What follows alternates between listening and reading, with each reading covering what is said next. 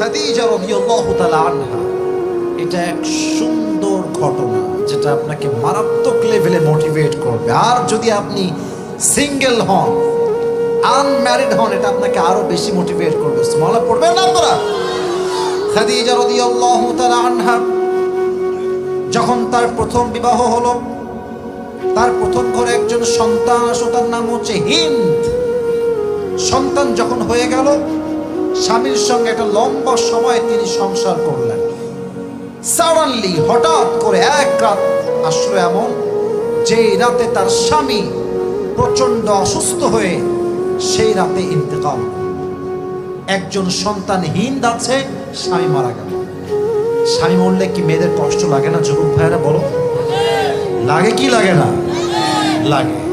But তিনি ধৈর্যশীল ছিলেন, ভেঙে পড়েন নাই। সেকেন্ড টাইম আবার তিনি বিয়ে করে আরেকজন যুবককে। কয়েকদিন, কয়েক মাস সংসার হলো, সেখান থেকে একটি সন্তান আসলো। কষ্টের বিষয় হচ্ছে আমার কক্সবাজারের ভাইয়েরা, এই স্বামীও মাত্র কয়েকদিন পরে তিনিও মারা গেলেন। একের পরে এক প্রত্যেকটা স্বামী মারা যাওয়ার কারণে খাদিজা মানসিকভাবে ভেঙে পড়লেন। বাট তিনি ভেঙে গেল, আবার উঠে দাঁড়িয়েছেন। তিনি সবর করেছেন একজনের জন্য। তিনি কে? এবার যখন স্বামী মরতেই আছে একের পর এক, উনি ভাবলেন যে এভাবে আসলে জীবন চলে না, এটা অনেক কষ্টের বিষয়। উনি বললেন, আল্লাহ, এবার আমি আর বিয়ে করবই না। নিয়ত করলেন। নিয়ত করতে দেরি, কয়েকদিন পর তার বাবাও মারা গেল। মেয়ের স্বামীও মারা গেছে, বাবাও মারা গেছে। আরে মেয়েদের জীবনে তো শক্তির জায়গাই দুইটা, তার স্বামী এবং তার বাবা। ঠিক কিনা বলো যুবক ভাই? খাদিজার মাও নাই, বাবাও নাই, স্বামীগুলো সব শেষ। বড্ড কষ্টে তিনি আছেন। তবে তিনি আল্লাহকে বলছেন, আল্লাহ, তুমি যতক্ষণ আমাকে পারফেক্ট কাউকে না দিবা, I will never ever get married again. আমি আর কখনো বিয়ে করব না। এবার খাদিজা রাদিয়াল্লাহু তাআলা আনহা দীর্ঘ লম্বা সময় ধরে ব্যবসার কাজ শুরু করলেন। বাবার ব্যবসা, লক্ষ কোটি টাকার বিজনেস তার বাবার ছিল। পুরো দেশ জুড়ে সে ব্যবসা ছিল। হাজার হাজার টাকার ব্যবসা সে একা সামলিয়েছে, কোটি টাকার ব্যবসা একাই সামলিয়েছে। বাট হঠাৎ করে তিনি একদিন রাতবেলা ঘুমালেন। ঘুমে তিনি স্বপ্ন দেখছেন আকাশটা পুরোটাই অন্ধকার, কিন্তু হঠাৎ করে দেখছেন পুরো আকাশ এবং পুরো জায়গা অমাবস্যার রাতের মতো অন্ধকার ছিল। বাট এমন একটা চাঁদ আকাশে আছে, ওই চাঁদটা খাদিজার বুকের দিকে নেমে আসছে। আর ওই চাঁদের এতটা আলো, ওই চাঁদের আলোতে পুরো মদিনার জমিনটা আলোকিত হয়ে গেছে। সুবহানাল্লাহ বললেন না? উনি ভাবলেন যে এই স্বপ্নের ব্যাখ্যাটা আসলে কি? এটা আমি কি দেখলাম স্বপ্নে? সকালবেলা তিনি উঠেই তার চাচা ইসমুহু ওয়ারাকা বিন নাফেল, চাচা এই স্বপ্ন দেখেছি, দেখলাম যে চাঁদটা ভেঙে আমার বুকের দিকে নেমে আসছে। What is the explanation of this dream? এই স্বপ্নের ব্যাখ্যা কি হবে আপনি আমাকে বলে দেন। চাচা বলছে, দাঁড়াও, আমাকে একটু গবেষণা করতে হবে।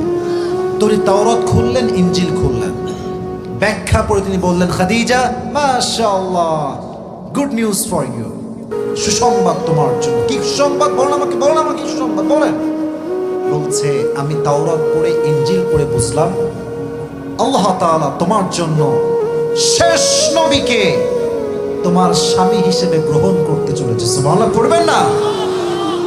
এই কথা শুনে যে এত খুশি হলেন, উনি ভাবলেন এই তো আমি আমার স্বপ্নের পুরুষ মনে এবার পেয়ে যাবো, আমার মনে আর কোনো কষ্ট হবে না। এবার তিনি দিন গুনতে থাকলেন যে কবে আসবে আমার সেই স্বপ্নের পুরুষ মুহাম্মাদুর রাসূলুল্লাহ সাল্লাল্লাহু আলাইহি ওয়াসাল্লাম। একদিনের কথা, তিনি বাসায় বসে আছেন। তিনি শুনলেন একজন যুবকের কথা, যিনি নিউ এই বিজনেস লাইনে এসেছেন, ব্যবসা করেন, বাট তিনি নিজে ব্যবসায়ী নন, মানুষের ব্যবসা তিনি সামলান। তার এতটা বিশ্বস্ততা ছিল, পুরো মদিনায় তার নাম ছিল আল আমিন। সুবহানাল্লাহ পড়বেন না আপনারা সবাই? এত প্রশংসা শুনে তিনি ভাবলেন যে লোকটা আসলে কে, আমার সাক্ষাৎ করা লাগবে। তো উনি একজনকে দিয়ে বললেন যে তুমি ওনার কাছে যাও, গিয়ে পেগাম দাও যে তোমার জন্য একজন বড় ব্যবসায়ী অপেক্ষা করছে, ব্যবসার জন্য কথা বলবে। কিন্তু উদ্দেশ্য কিন্তু ব্যবসা না, উদ্দেশ্য হচ্ছে ওনাকে দেখবেন যে আসলে তিনি কে, তিনি কি সেই পুরুষ কিনা যে পুরুষকে আমি স্বপ্নে দেখেছি।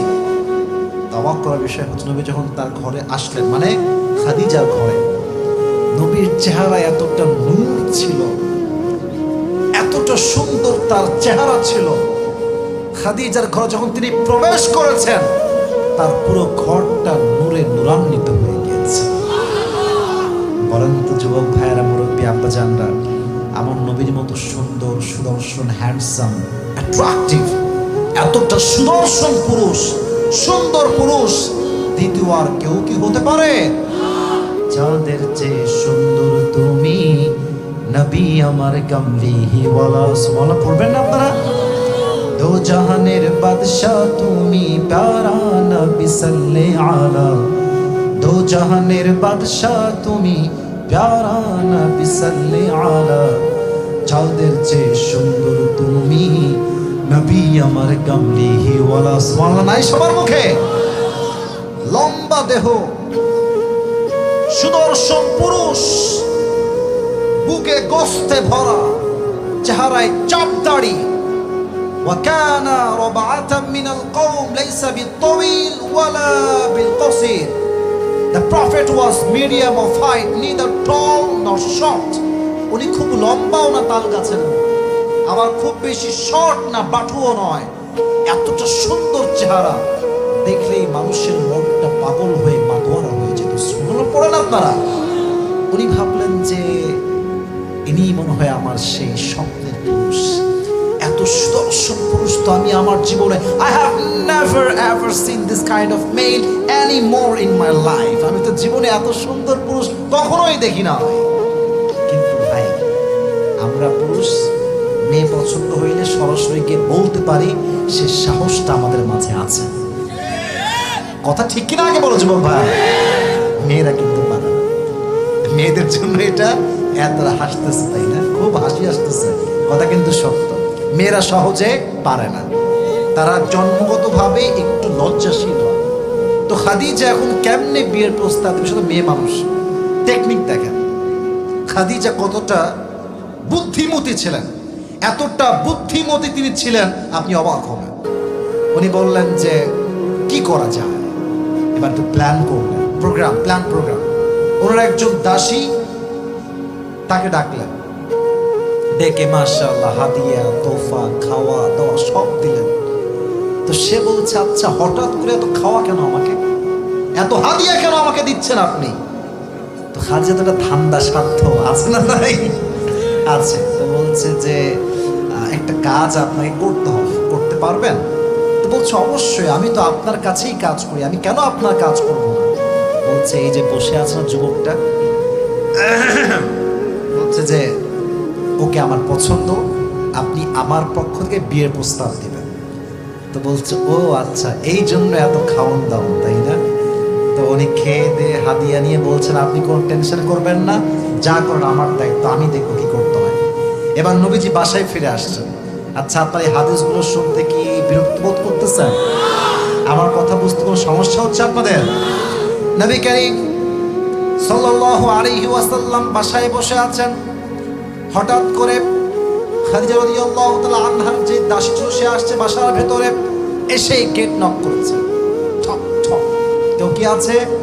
নবীজি বলছে আছে। কে? বলছে আমি খাদিজার একজন দাসী, কথা বলতে চাই তোমার সাথে। গেট খুলে দিয়েছে। বসেন। কেমন আছেন? আলহামদুলিল্লাহ। আপনি ভালো আছেন? আলহামদুলিল্লাহ। সব ঠিকঠাক, সব ডান। এই কথার ফাঁকে খাদিজার দাসী নবীকে বলছে, আচ্ছা মুহাম্মদ, তখন তিনি নবুয়ত পান নাই, নবী হন না এখন, 25 বছর বয়স, নবুয়ত এখনো পায় নাই। তো বলছে মুহাম্মদ একটা কথা বলবো, মাইন্ড করবো না তো, রাগ করবো না তো? বলছে বলেন। আচ্ছা তুমি বয়স তো তোমার ঠিকঠাকই আছে, তাগড়া যুবক, ইয়াং ম্যান মাশাআল্লাহ, তুমি বিয়ে করো না কেন? জায়গা মতো হাত দিয়েছে, বিয়ে করো না কেন?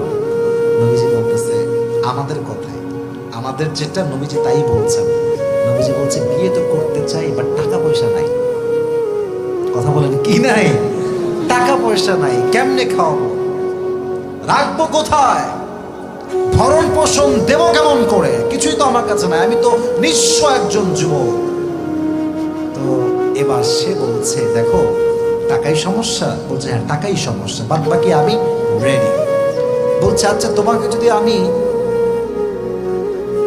এমন একজন মেয়ের সন্ধান দেই যাকে বিয়ে করলে মোহর দেওয়া লাগবে না, টাকা দেওয়া লাগবে না, জামা দেওয়া লাগবে না, বাড়ি দেওয়া লাগবে না, কিচ্ছু দেওয়া লাগবে না, বরং তোমার যা লাগবে প্রতিষ্ঠিত হওয়ার জন্য সেই মেয়ে তোমাকে দিব। সুবহানাল্লাহ নাই আপনাদের? তো নবীজি বলছেন এটা আবার কেমন মেয়ে সব আমাকে দিবে, এটা আবার কেমন মেয়ে? মাসমুহা, সে মেয়ের নামটা কি আমাকে বলেন। এবার সে সুযোগ বুঝে উত্তর দিয়ে বলছে মুহাম্মদ ইসমুহা খাদিজা, তার নাম হচ্ছে খাদিজা। এই কথা শুনে নবীজি মুচকি হাসি দিয়েছেন, এই জন্য কারণ নবীজি নিজেও প্রথম থেকেই খাদিজাকে মনে প্রাণে পছন্দ করেন। সুবহানাল্লাহ পড়েন আপনারা। কিন্তু বলবে কেমন, কারণ তিনি হচ্ছেন বড় ঘরের মেয়ে, আর নবীজি একজন ইয়াতিম ছেলে, টাকা পয়সা কিচ্ছু নয়। তবে তিনি বললেন দেখেন আমি তো বিয়ে করতে চাই, কোনো সমস্যা নাই, বাট বিয়ের জন্য আব্বা আম্মা তো লাগে, লাগে না যুবক ভাইরা? বলো বলো বলো। আব্বা আম্মা, ভাই ব্রাদার, ফুফা যে আছে লাগে। তো উনি বললেন আমার তো আব্বা আম্মা কেউ নেই, আমার আপন বলতে আমার একজন আছেন, তিনি হচ্ছেন আমার চাচা আবু তালেব। আমার অডিয়েন্স খুবই অ্যাক্টিভ, জানে মাশাআল্লাহ। আবু তালেবকে নিয়ে আমি আসবো, আমাকে এখন সুযোগ দাও। এবার নবী করিম সাল্লাল্লাহু আলাইহি ওয়াসাল্লাম আবু তালেবকে নিয়ে গেলেন। ওদিক থেকে ওয়ারাকা বিন নাফিল আসলো, আরো একজন আসলো, মোটামুটি 4-5 জন মিলে একত্রিত হলেন। এখন বলেন বিয়ের জন্য মোহরের দরকার আছে না নাই? আওয়াজটা মরে গেছে, জোরে শুনে আছে না নাই? মোহর কি দেওয়া যায়? নবী তো ইয়াতিম মানুষ, টাকা পয়সা কিচ্ছু নাই। চাচা বলছে খাদিজা, আমার ভাষণ দিচ্ছে, ভাষণ সবার সামনে, খাদিজা আমি তোমাকে মনে প্রাণে বিশ্বাস রেখে একটি বাক্য বলছি, ভালো করে শুনবে। আমার ভাতিজা এমন একজন ভাতিজা, আমি চাচা হিসেবে গ্যারান্টি দিয়ে বলতো আমার ভাতিজার মতো বিশ্বস্ত যুবক এই তল্লার ভিতরে কেউ হইতে পারে না। সুবহানাল্লাহ পড়বেন না আপনারা? তুমি এমন একজন বিশ্বস্ত যুবককে পেয়েছো, তুমি কি খুশি? বলছে হ্যাঁ আমি অনেক খুশি।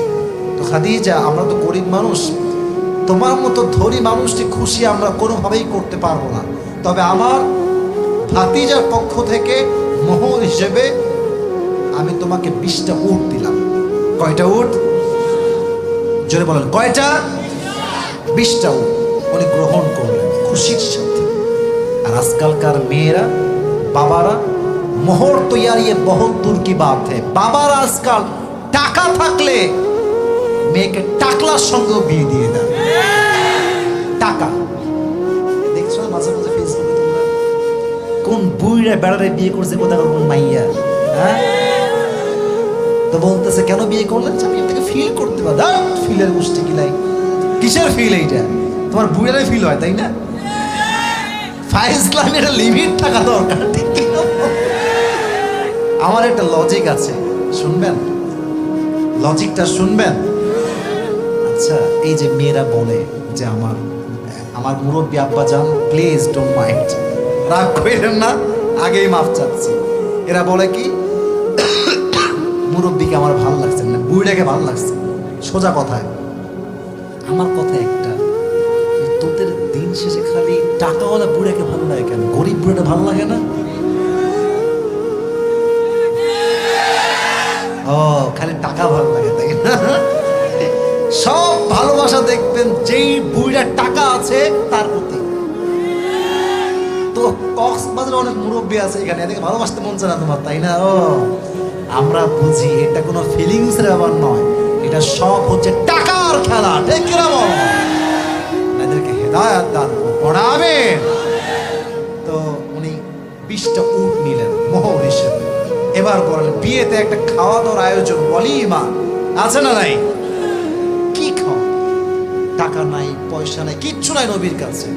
খাদিজার মন কত বড়, আমার কাছে 20টা উট আছে, এই 20টা উট নিয়ে যাও এবং এটাকে আমাদের বিয়ের ওয়ালিমা হিসেবে জবাই করে দাও। সুবহানাল্লাহ পড়ে। এবার 3 কবুল হয়ে সব বিয়ে ঠিক ডান, সব নিকাহের আক্ত সম্পূর্ণ হয়ে গেল।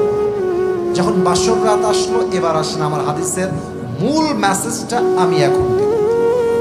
নবীজি ডান পাশে বসে আছেন, খাদিজা বাম পাশে বসে আছে, দুইজন একই খাটে একই জায়গায় বসে আছে। এবার খাদিজা নবীকে সম্মানের সাথে ডাক দিয়ে বলছেন, আপনি কি জানেন যে আজকে আমি আপনাকে স্বামী হিসেবে কেমন করে পেয়েছি? বলছে, না তা তো জানি না। খাদিজা বললেন, আমার আগের সব স্বামী মারা গিয়েছে। আমি বলেছিলাম, আল্লাহ আমি ধৈর্যশীল হলাম, যতক্ষণ পর্যন্ত তুমি আমাকে না দিবা আমি ততক্ষণ পর্যন্ত বিয়ে করব না। আমি ধৈর্যশীল ছিলাম। এই সবরের বিনিময়ে, ধৈর্যের বিনিময়ে আপনার মতো আল্লামিন বিশ্বস্ত যুবক শেষ নবীকে আল্লাহ তাআলা আমি খাদিজার স্বামী হিসেবে কবুল করে নিয়েছি। Only one reason, and that is sabr, ধৈর্য। এজন্য যাদের বউটো নাই আর যে মেয়েদের স্বামী নাই, ওয়েট অ্যান্ড সি, খেলা হবে আগামীতে। এখনই ভেঙে পড়া যাবে না মেরে দোস্ত। ये दिन ही दिन नहीं है, दुनिया में और भी दिन बाकी है। এজন্য আজকে যারা সিঙ্গেল দেখে তোমার টিটকারি মারে, কিরে তোর বউ কবে হবে রে, বলবা বেটা তোর চাইতে সুন্দরী বউ আল্লাহ আমাকে দিবে, তাই আমি অপেক্ষায় আছি। আর ধৈর্যের ফল সব সময় মিষ্টি হয়ে থাকে। এজন্য কারো মন্তব্যে কান দিবা না। আর যে বন্ধু বিয়ে করে ফেলেছে ওকে বলবা, মারহাবা দোস্ত, তোর ছেলে হবে কবে তাই বল। আমার বইয়ের খবরটা আমি জানি আর আল্লাহ জানে, ঠিক কিনা বলে। এজন্য যখনই এগুলো নিয়ে টেনশনে হবে, বউ হবে কবে, মেয়েদের স্বামী হবে কবে, টেনশন করবেন না। খাদিজার মতো ধৈর্যশীল হন। সঠিক সময়ে সঠিক উত্তম জীবন সঙ্গী আপনাকে দিবে একজন, তিনি কে? এই ছিল নবীর সঙ্গে খাদিজার বিবাহের স্টোরি। এখান থেকে আমরা শিখলাম জীবন সঙ্গী যাচাই বাছাই করার ক্ষেত্রে একমাত্র ধৈর্য ছাড়া দ্বিতীয় কোনো পথ হতে পারে না, ঠিক কিনা বলেন?